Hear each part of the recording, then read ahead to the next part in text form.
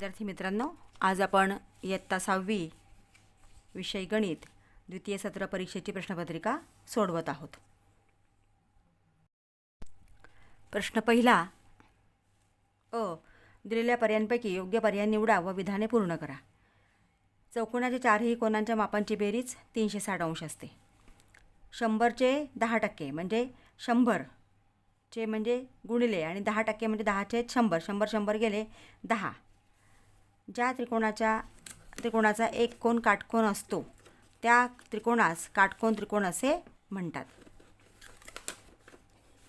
पुढचं ब प्रश्न आहे, योग्य जोड्या जुळवा। घनाची पृष्ठे कशी असतात? चौरसाकृती।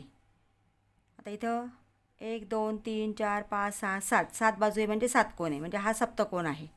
तोटा बरोबर खरेदी किंमत वजा विक्री किंमत। खालील विधाने चुकी बरोबर ते लिहा। बँकेत ठेवलेल्या अथवा बँकेकडून कर्ज घेतलेल्या रकमेस मुद्दल असे म्हणतात, बरोबर। चौकोनालगतच्या बाजूंमध्ये एक सामायिक शिरोबिंदू असतो। लगतच्या दोन बाजूंमध्ये एक सामायिक शिरोबिंदू असतो, बरोबर आहे।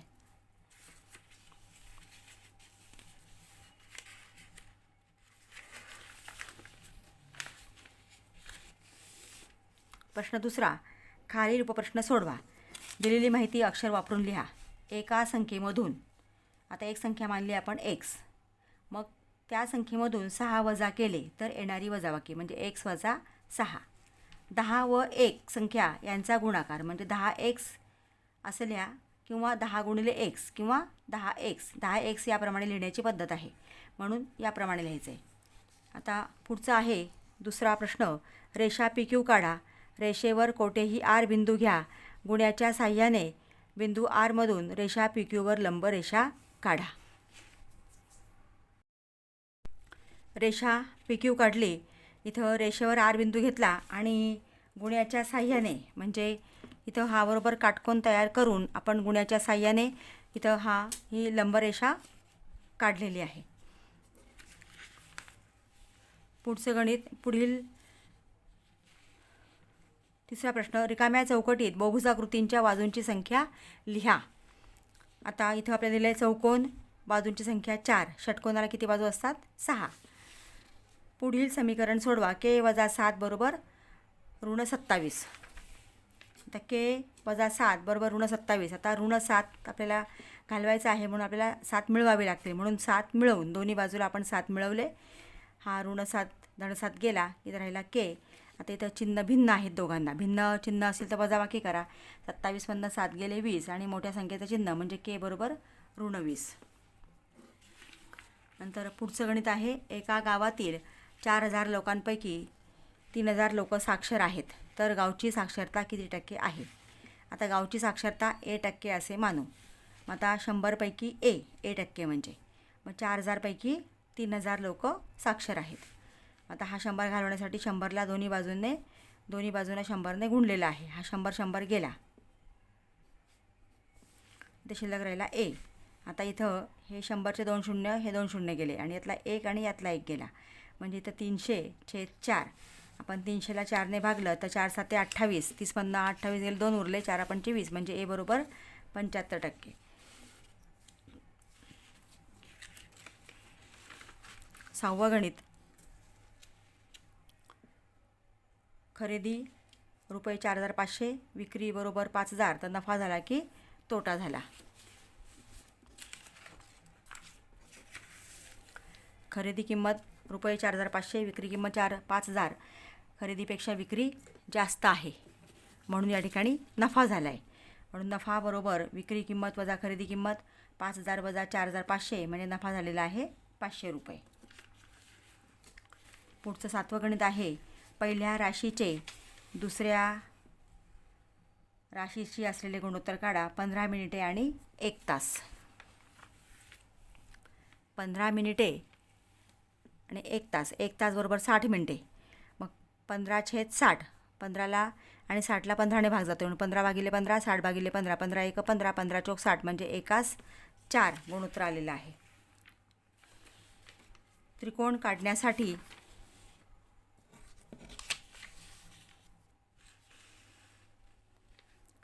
त्रिकोण काढण्यासाठी पुढे काही बाजूंच्या लांबी दिल्या आहेत. या लांबीच्या बाजू असणारे त्रिकोण काढता येतील की नाही ते ठरवा. कारण लिहा. 17 सेमी, 7 सेमी आणि 8 सेमी. आता 17 सेमी, 7 सेमी आणि 8 सेमी.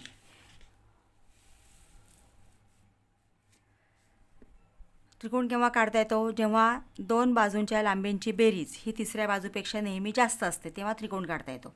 आता करून बघूया आपण. इथं 17 अधिक 7 24, उरलेली बाजू 8, 8पेक्षा 24 जास्त आहे. 17 अधिक 8, 17 अधिक 8 25, उरलेली बाजू 7, त्याच्यापेक्षा जास्त आहे. 7 अधिक 8 15, 7 अधिक 8 15, उरलेली बाजू 17, 15 ही 17पेक्षा लहान आहे. म्हणजे इथं दोन बाजूंची बेरीज ही तिसऱ्या बाजूपेक्षा लहान आहे, म्हणून त्रिकोण काढता येणार नाही. हे उत्तर आपण या ठिकाणी लिहिलेलं आहे.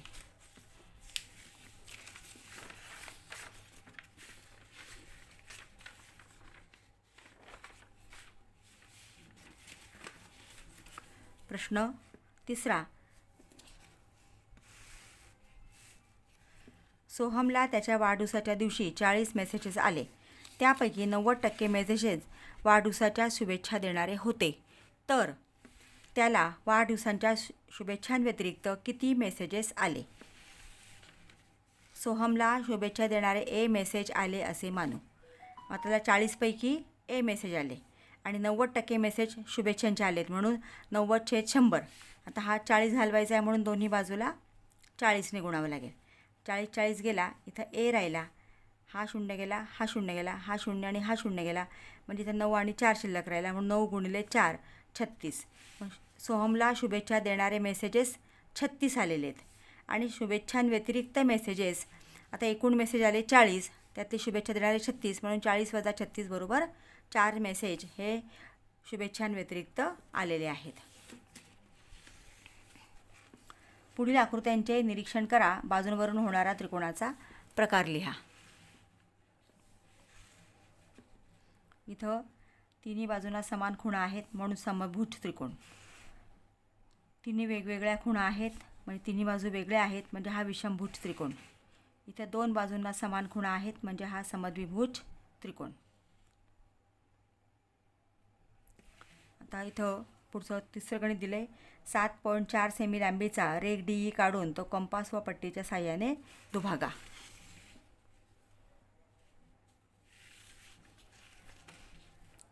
7.4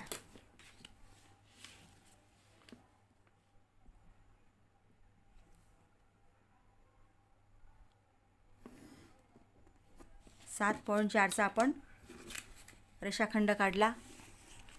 त्याला नाव द्यायचं आहे DE. इथं अंत्यबिंदू दाखवायचे आहेत रेषाखंडाचे. DE 7.4 semi.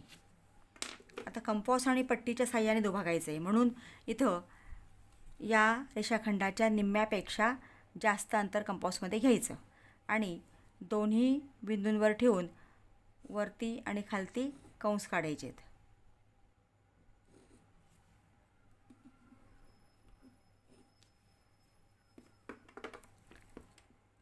त्या छेदनबिंदूंना खुणा करून घ्या आणि मग पट्टीच्या साहाय्याने ते दोन बिंदू जोडा.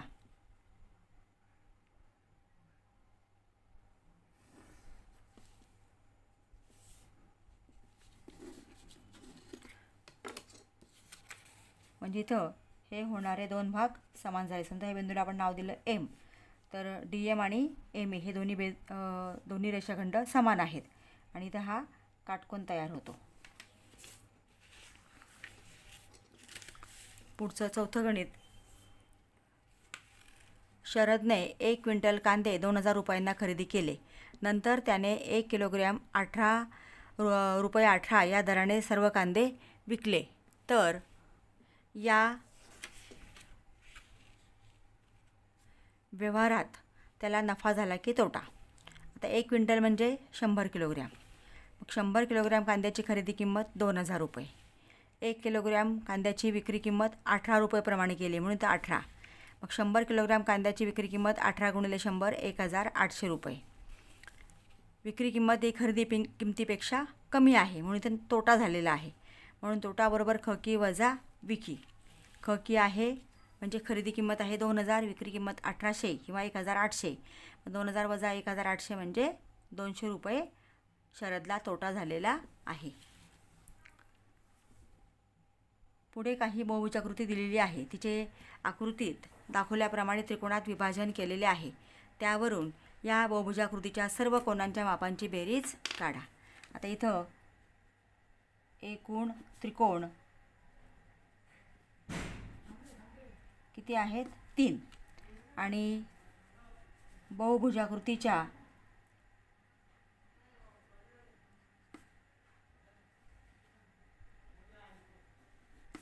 सर्व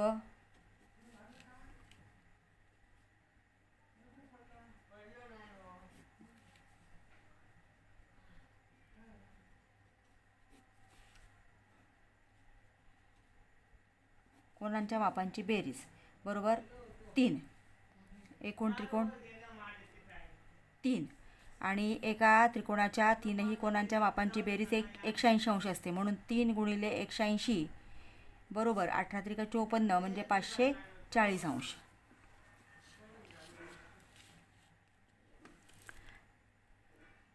तीन एकर शेतीची मशागत करण्यासाठी ट्रॅक्टरला 12 लिटर डिझेल लागते. तर 19 एकर शेतीची मशागत करण्यासाठी किती लिटर डिझेल लागेल? मग 1 एकर शेतीची मशागत करण्यासाठी आपल्याला काढावं लागेल. मग त्यासाठी लागणारे डिझेल बरोबर 12/3 म्हणजे 4 लिटर. कारण 3 एकरसाठी 12 लिटर लागते म्हणजे एका एकरसाठी 4 लिटर. मग आता आपल्याला काढायचं आहे 19 एकरसाठी. म्हणून 19 एकर शेतीची मशागत करण्यासाठी लागणारे डिझेल बरोबर 19 गुणिले 4 19 चौक 76 लिटर.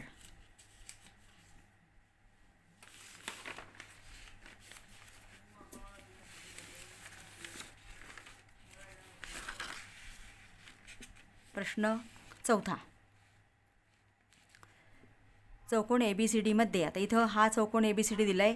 सम्मुख कोनांच्या जोड्या व सम्मुख बाजूंच्या जोड्या. आता सम्मुख कोनांच्या जोड्या म्हणजे समोरासमोरील कोन. कोन हा A आणि कोन C.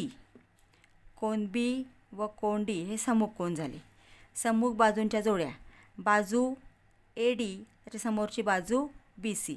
म्हणून बाजू AD व बाजू BC, बाजू AB व बाजू DC. आता इथं आपल्याला चार्ट पूर्ण करायचा आहे. इथं कडा शिरोबिंदू. तर इथं वृत्तचिती. शिरोबिंदूची संख्या असते 0 आणि त्यांना 2 वर्तुळाकार कडा असतात. नंतर शंकू.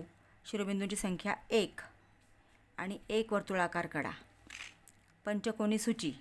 आता इथं शिरोबिंदू बघा. आता 1 2 3 4 5 म्हणजे ही त्या बाजूला आहे, ही बाजू इथं.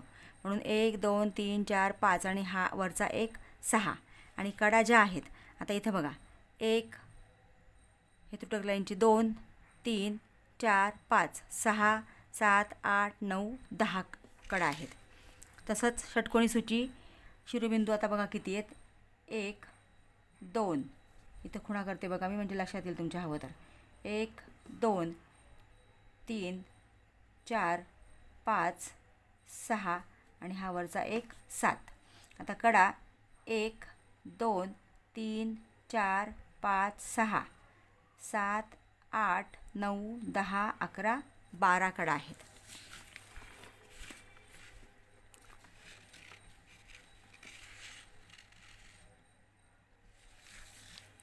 कुसुमताईंनी 700 रुपयांना 1 कुकर याप्रमाणे 70 कुकर खरेदी केले. त्यासाठी वाहतूक खर्च 1280 रुपये आला. त्यांना एकूण रुपये 18,000 नफा हवा असल्यास त्यांनी प्रत्येक कुकर केवढ्यास विकावा? 80 कुकरची खरेदी किंमत 700 गुणिले एका कुकरची किंमत 700 आहे म्हणून 700 गुणिले 80 56,000 रुपये. खरेदी किंमत 56,000 आणि 1,280 त्यांना आणण्याचा खर्च आला आहे म्हणून एकूण खरेदी किंमत 57,280. नफा पाहिजे कुसुमताईंना 18,000 रुपये म्हणून विक्री किंमत बरोबर खरेदी किंमत अधिक नफा. 57,280 अधिक 18,000 75,280 हे आहे एकूण 80 कुकरची विक्री किंमत. तर एका कुकरची विक्री किंमत काढायची आहे म्हणून 75,280 भागिले 80 तर हा भागाकार येतो 941 म्हणून एका कुकरची विक्री किंमत 941 रुपये. अहमदरावांनी बँकेकडून 25,000 रुपये कर्ज घेतले. व्याजाचा दर साल 12% असल्यास 1 वर्षानंतर त्यांना बँकेस किती रुपये परत करावे लागतील? व रुपये 25,000चे व्याज ₹1 मानू, कारण आपल्याला त्याचं काढायचं आहे. 100चे व्याज दिलेलं आहे 12 रुपये. 1/25,000 बरोबर 12/100. मग आता 25,000 घालवण्यासाठी आपण 25,000ने दोन्ही बाजूला गुणलं तर हे 25,000 गेले, इथं शिल्लक राहिला x. मग 12/100 आहे. हे 2 शून्य गेले म्हणजे 12 गुणिले 250. गुणाकार आला आहे 3,250. म्हणजे x आपण मानलेला आहे व्याज आलेलं आहे 3,250. पण आता विचारलेलं आहे की अहमदरावांना किती रुपये परत करावे लागतील. म्हणून अहमदरावांना बँकेस परत करावी लागणारी रक्कम म्हणजे मुद्दल अधिक व्याज 25,000 अधिक 3,250 म्हणजे 28,250 रुपये अहमदरावांना परत करावे लागतील. विद्यार्थी मित्रांनो, याप्रमाणे आपण ही प्रश्नपत्रिका सोडवलेली आहे. तुम्ही अजूनही चॅनलला नवीन असाल तर प्लीज चॅनलला सबस्क्राईब करा, बेल आयकॉन प्रेस करा. व्हिडिओ आवडला असेल तर लाईक करा आणि आपल्या मित्रांना शेअर करा. थँक्यू.